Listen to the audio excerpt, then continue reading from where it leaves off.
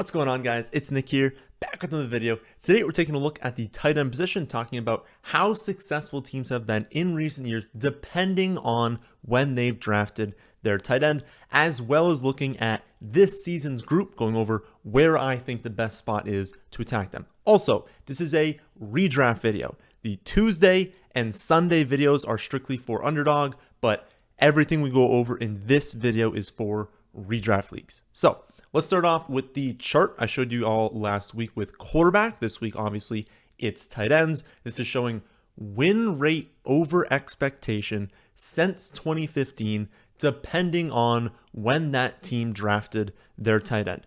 I know this might be a lot to look at, but we will walk through it very slowly. Let's start off with the yellow line. That is your win rate over expectation in each season for teams that drafted one late round tight end, and that was the only tight end they drafted. And for this video, we're saying late round means 10 plus, the double digit rounds. As you can see, it's the worst strategy overall. It's not only by far lowest if you just average out all the win rates for all of the seasons, but it's negative to neutral in almost every single year. It is consistently not a good strategy. It was successful back in 2015, 2016, then in 2019, but those seasons were all a little bit unique. In each of those, tight end scoring was not only flat at the top, meaning it wasn't, like Kelsey, Mark Andrews having hugely dominant seasons, then a big gap in everyone else. It was very, very flat at the top. But we also had a bunch of late round tight ends at the top of the leaderboard. Jordan Reed, Gary Barnidge, Delaney Walker, Kyle Rudolph, Cameron Brate. We had the breakout seasons of Darren Waller, Mark Andrews thrown in there. But what I find most interesting is that even in those years, these years where late round tight ends broke out and that scoring at the top was very flat, taking one late was still not the best strategy. In each one of those seasons, taking two was still the better idea. And that's the first point I want to make in this video. Avoiding early and mid-round tight ends can absolutely be a winning strategy and work out. But the thing is, hitting on a late round tight end is very difficult to do. And so instead of saying, I'm going to take one, and then if I don't hit, I'll look on free agency, the better move is to say, I'm probably going to miss because it's not an easy thing to do. Why don't I give myself two opportunities, double dip with two late round tight ends? The next lines I want to point to are the blue and the red ones. Blue is taking a tight end in rounds 1 through 3, red tight end in rounds 4 through 6. As you can see, in 2015 through 2018, taking a tight end in the top 3 rounds was largely a losing strategy in almost every season, while mid-round tight end, it kind of fluctuated a little bit positive, a little bit negative, but never anything too extreme. Then things started to shift in 2019. You have Kelsey, Kittle, Ertz, all taken in the top 3 rounds in 2019, all finishing inside the top 5 at the position. And what's also interesting is in this season, it wasn't like those 3 had dominant years, right? It wasn't like they finished 1, 2, and 3 by 50 points over 4th place. What happened was they dropped nukes in the fantasy playoffs. Kelsey had 11 receptions for 142 yards in week 15, 8 for 74 and a touchdown in week 16. Kittle, 13 receptions for 134 yards in week 15, 5 for 79 and a touchdown in week 16. And then Ertz, 9 for 91 and 2 touchdowns in week 14, 5 for 61 and another touchdown in week 15. So not exactly shocking that all these teams that took those guys in the early rounds, every single one of them had really, really good fantasy playoffs. For the teams that drafted, different tight ends other than that, it was really difficult to match that production. And that's another point I really want to make for this video, is that when you draft these early and mid-round tight ends, it's not only that, we're expecting better production on average, it's that they now give you access to these week winning ceilings. in many seasons, not all, but many, there's really only like 5 to 6 good tight ends, not even great tight ends, like good tight ends. And then we kind of see a wasteland behind that. So if you play one that has 13 receptions for 134 yards, you're probably going to win that week because your opponent likely played someone who had like 4 for 40. And that's a huge edge at a position. And since so few tight ends are capable of doing that, it makes sense to go early in drafts.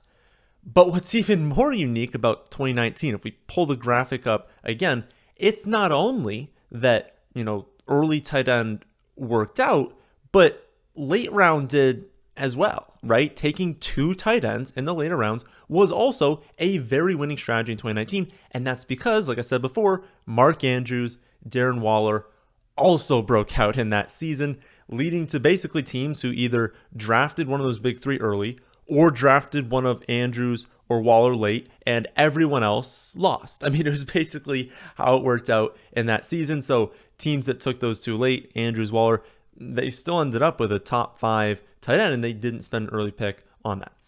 So a very unique season in 2019, to say the least.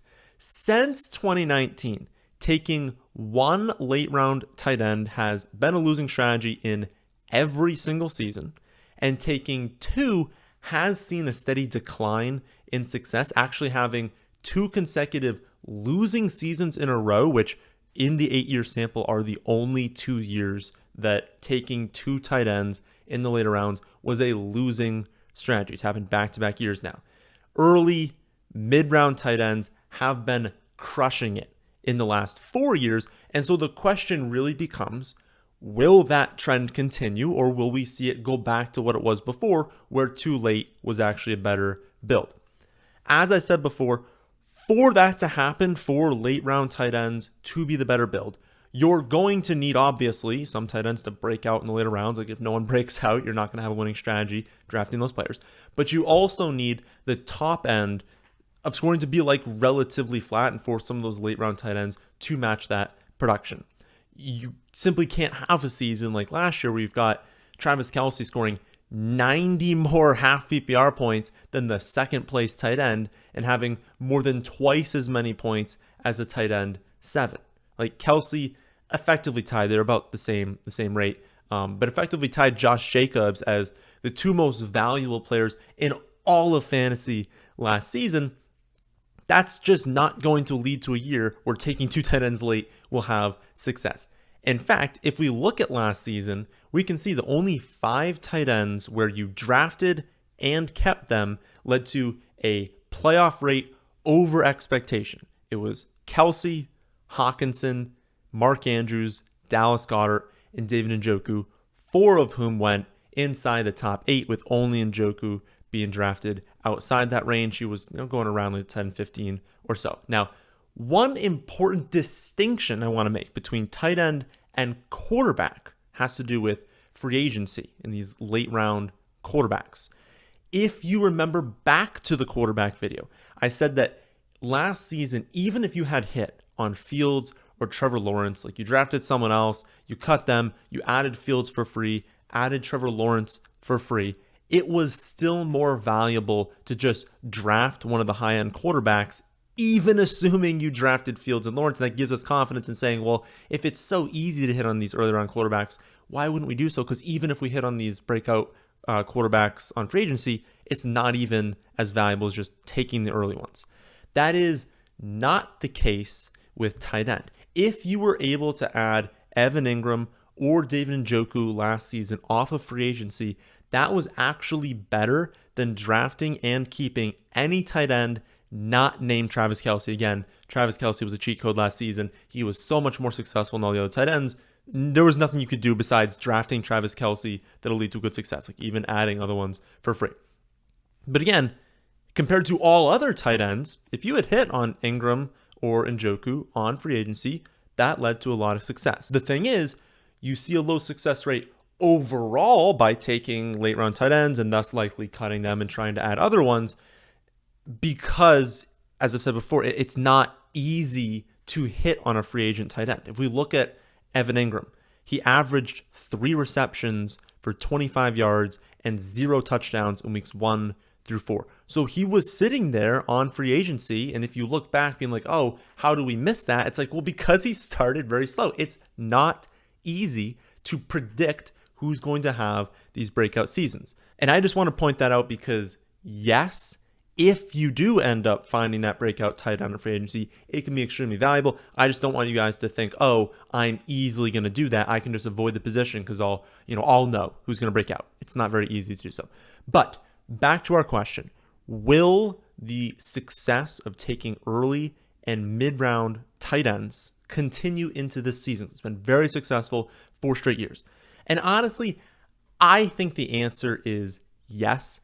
I don't think that, taking too late is going to be as bad as last year because it was like really bad last year. I think that success goes up. And so I'm not like against double dipping late, but think about, again, what do you need to happen for that to be successful? You need flat scoring at the top. You need late round tight ends to match the production of some of the higher end tight ends. But think about all the great tight ends we have right now.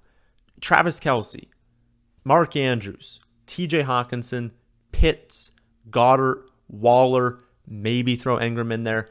Not all these guys will work out. In fact, I think it's like almost 100% certainty that some of those will bust.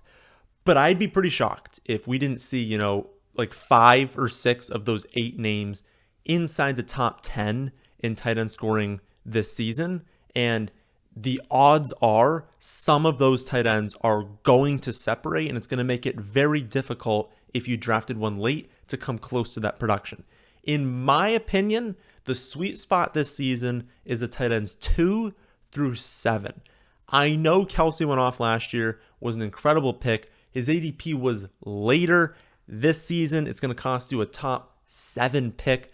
That's a little bit difficult for me to get behind. I mean, you're probably going to have to draft him in that like 5, 6, or 7 spot. And so with him turning 34 this season, with there being so many elite options in that range, like you are giving up drafting guys like Tyreek Hill, potentially Cooper Kupp, depending on the range there, Bijan Robinson, Austin Eckler. Like there are very, very strong picks going in that range. And so the opportunity cost is obviously very high. And then I left Evan Ingram out of the range because he had a really nice breakout season, but it was more based off a few monster games. And when you add Calvin Ridley into the mix, there's at least a chance that he doesn't really match that production. And even if he did match last season, again, there were plenty of weeks where he wasn't all that amazing. It just led to a pretty high success rate adding him because, well, when teams added him, he broke out in the second half of the season. So they kind of avoided all those duds. But I am extremely interested in that like tight end 2 through 7 range.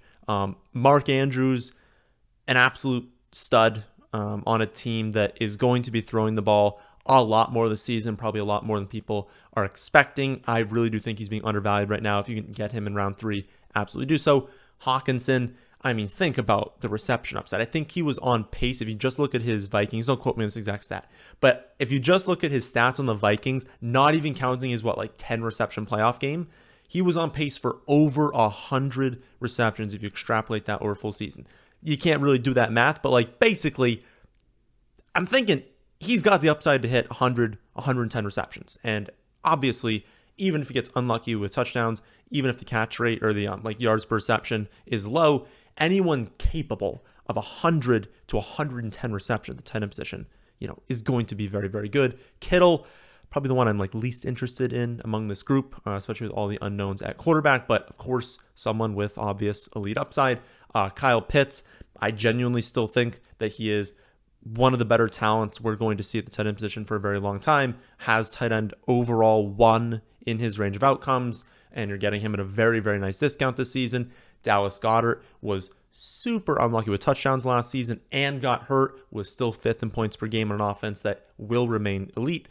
Darren Waller has obviously crushed souls in back-to-back seasons, but he's now coming at a massive discount in ADP, and he could pretty easily be the number 1 target for an offense. If you're getting the number 1 target for an offense as late as he is now going, still the middle rounds, but later than we've seen him. We've seen him typically go, in round 3, round 4 when he's fully healthy, which he is right now.